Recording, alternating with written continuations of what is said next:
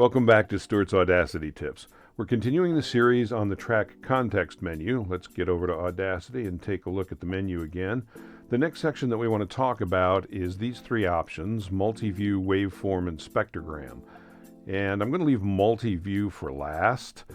The default option that's checked is waveform, and that's the view that we're accustomed to seeing 99% of the time that we're working in Audacity. Is just the view of the waveform in the track.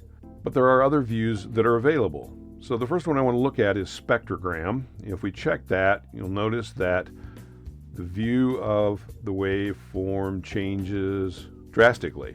So we're no longer seeing the audio displayed as amplitude over time, which is what the waveform is showing us.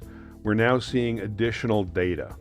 So along the scale at the left here, we're seeing numbers that run all the way from 0 up to 19,000. And those are frequencies. So rather than amplitude, it's frequencies of audio. And we know that human hearing pretty much tails out at about 20K. Most normal people can't hear any sound that's a higher frequency than 20,000 hertz. And we see the scale here ends at 19,000, and there's not much going on up there, right? So there's very little color there showing any information. But lower down in the lower frequencies, so for example, let's look at 400. We know that concert A is 440 hertz, so there's 400, and we see there's a lot of bright activity.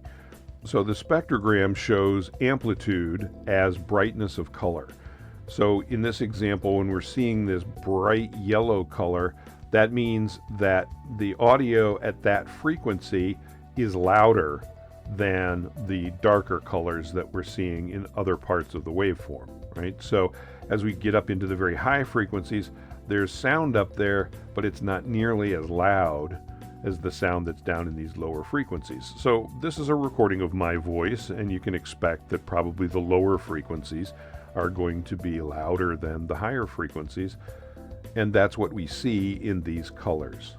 So without getting too deep into it, that's what the spectrogram is showing us. In addition to amplitude, it's showing us frequency and the relative amplitude at each frequency, again over time.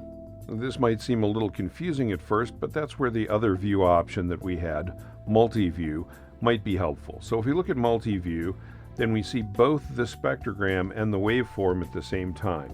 When I'm dealing with spectrograms, I like to make the track as tall as possible, just to show as much detail as I can see in the spectrogram. So in multi-view, we see the waveform over time parallel with the spectrogram over time. And this can help illustrate and interpret what's going on with the spectrogram. So when we look at the normal waveform, then we can see, for example, here we see something, and let's just play it real quick. To New Nation. I'm going to highlight a little bit more of that. Continent to New Nation. So Continent to New Nation. This is my favorite Scratch audio, which is the beginning of the Gettysburg Address. So we have Continent a New Nation, Tinent a New Nation, or at least Tinent a New Nation. And we can see in the spectrogram where the higher amplitudes, the increased volume is, and it parallels where in the waveform the amplitude is showing larger on the waveform. So larger on the waveform equals brighter on the spectrogram. So we can see in this chunk, for example, you can hear the inflection rise toward the end. So going up, and we see in the spectrogram that those higher frequencies are brighter in the latter part. And in the earlier part, those higher frequencies aren't as bright.